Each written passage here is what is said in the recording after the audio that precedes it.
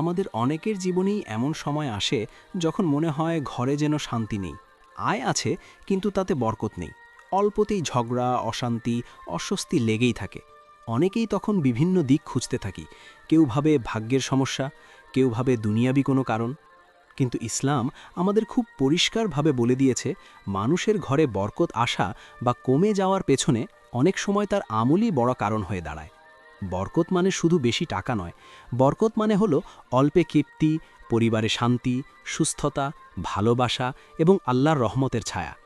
আল্লাহ তাআলা কুরআনে বলেন, যদি জনপদের অধিবাসীরা ঈমান আনত এবং তাকওয়া অবলম্বন করত, তবে আমি তাদের জন্য আসমান ও জমিনের বরকতের দরজা খুলে দিতাম।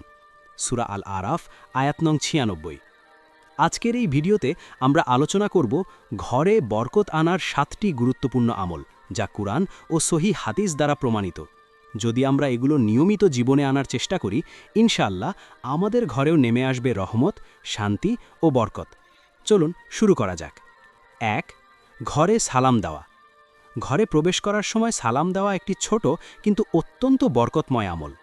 আল্লাহ তাআলা বলেন, তোমরা যখন কোনো ঘরে প্রবেশ করবে তখন নিজেদের উপর সালাম দাও।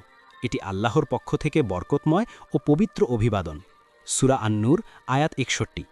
রাসূলুল্লাহ সাল্লাল্লাহু আলাইহি ওয়াসাল্লাম বলেছেন, হে বৎস, যখন তুমি তোমার ঘরে প্রবেশ করবে তখন সালাম দাও। এতে তোমার এবং তোমার পরিবারের জন্য বরকত হবে। তিরমিজি হাদিস নং ২৬৯৮। আমরা অনেক সময় বাইরে সবাইকে সালাম দেই, কিন্তু নিজের ঘরে ঢুকে চুপচাপ চলে যাই। অথচ ঘরে সালাম দেওয়া শয়তানকে দূরে রাখে এবং পরিবারে ভালোবাসা বাড়ায়। তাই অভ্যাস করুন, ঘরে ঢোকার সাথে সাথে বলুন, আসসালামু আলাইকুম ওয়া রাহমাতুল্লাহ। ২. কুরআন তিলাওয়াত করা। যেই ঘরে কুরআন তিলাওয়াত হয় সেই ঘরে রহমত নেমে আসে এবং শয়তান দূরে থাকে। রাসূলুল্লাহ সাল্লাল্লাহু আলাইহি ওয়াসাল্লাম বলেছেন, তোমরা তোমাদের ঘরগুলোকে কবরস্থানে পরিণত করো না। নিশ্চয়ই যেই ঘরে সূরা বাকারা তিলাওয়াত করা হয় সেই ঘর থেকে শয়তান পালিয়ে যায়। সহিহ মুসলিম হাদিস নং ৭৮০।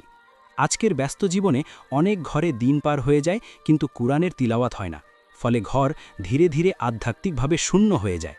প্রতিদিন অন্তত কিছু সময় কুরআন পড়ার চেষ্টা করুন, হয়তো ৫ মিনিট, ১০ মিনিট, কিন্তু নিয়মিত। ইনশাআল্লাহ সেই ঘরে নেমে আসবে আল্লাহর রহমত। ৩. ৫ ওয়াক্ত সালাত কায়েম করা। সালাত হলো মুসলিম জীবনের সবচেয়ে বড় ইবাদতগুলোর একটি। যেই পরিবারে নিয়মিত নামাজ হয় সেখানে আল্লাহর বিশেষ রহমত থাকে। আল্লাহ তাআলা বলেন, তোমার পরিবারকে সালাতের আদেশ দাও এবং তাতে অবিচল থাকো। সূরা তহা আয়াত ১৩২। রাসূলুল্লাহ সাল্লাল্লাহু আলাইহি ওয়াসাল্লাম বলেছেন, নামাজ দ্বীনের স্তম্ভ। তিরমিজি হাদিস নং ২৬১৬। যদি পরিবারের সবাই মিলে নামাজ আদায় করা যায়, বিশেষ করে ফজর এবং মাগরিবের পর কিছু সময় একসাথে দোয়া করা হয়, তাহলে সেই ঘরে নেমে আসে প্রশান্তি। ৪. বেশি বেশি ইস্তেগফার করা। ইস্তেগফার মানে আল্লাহর কাছে ক্ষমা চাওয়া।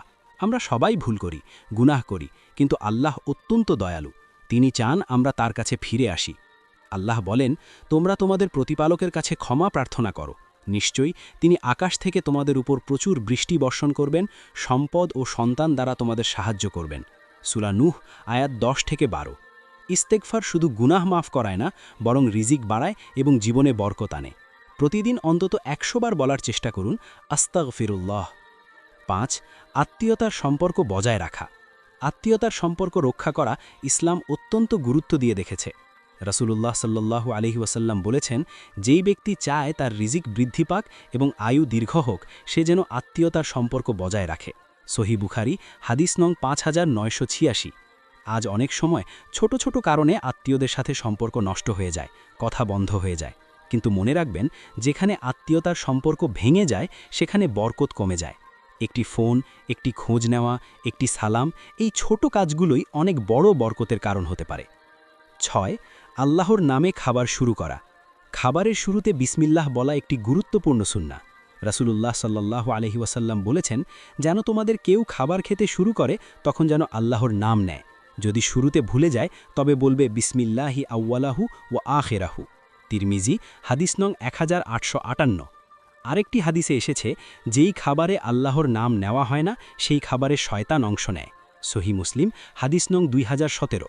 অর্থাৎ শুধু একটি শব্দ বিসমিল্লাহ আমাদের খাবারকে বরকতময় করে তোলে। ৭. দান সদকা করা। দান সদকা কখনো সম্পদ কমায় না, বরং বরকত বাড়ায়। আল্লাহ তাআলা বলেন, তোমরা যা কিছু ব্যয় করো আল্লাহ তা প্রতিদান দেন। সূরা সাবা আয়াত ৩৯। রাসূলুল্লাহ সাল্লাল্লাহু আলাইহি ওয়াসাল্লাম বলেছেন, সদকা সম্পদ কমায় না। সহিহ মুসলিম হাদিস নং 2588। অল্প হলেও নিয়মিত দান করার চেষ্টা করুন। হয়তো একজন দরিদ্রকে খাবার দেওয়া, হয়তো মসজিদে কিছু সহযোগিতা করা। এই ছোট ছোট দানই জীবনে বড় বরকতের দরজা খুলে দেয়। প্রিয় দর্শক, ঘরে বরকত আনার জন্য সবসময় বড় কোনো কাজ প্রয়োজন হয় না, বরং অনেক সময় ছোট ছোট আমলই আমাদের জীবন বদলে দিতে পারে। আজকে আমরা যেই 7টি আমল জানলাম: 1. ঘরে সালাম দেওয়া, 2. কুরআন তিলাওয়াত করা, 3. 5 ওয়াক্ত সালাত কায়েম করা, 4. বেশি বেশি ইস্তেগফার করা, 5. আত্মীয়তার সম্পর্ক বজায় রাখা, 6. আল্লাহর নামে খাবার শুরু করা, 7. দান সদকা করা। যদি আমরা এগুলো নিয়মিত করার চেষ্টা করি, ইনশাআল্লাহ আমাদের ঘরেও নেমে আসবে রহমত, শান্তি ও বরকত। আল্লাহ তাআলা আমাদের সবাইকে এসব আমল করার তৌফিক দান করুন। আমিন। ভিডিওটি যদি ভালো লাগে তাহলে লাইক দিন, শেয়ার করুন এবং এমন আরও ইসলামিক ভিডিও পেতে চ্যানেলটি সাবস্ক্রাইব করুন। আসসালামু আলাইকুম ওয়া রাহমাতুল্লাহ।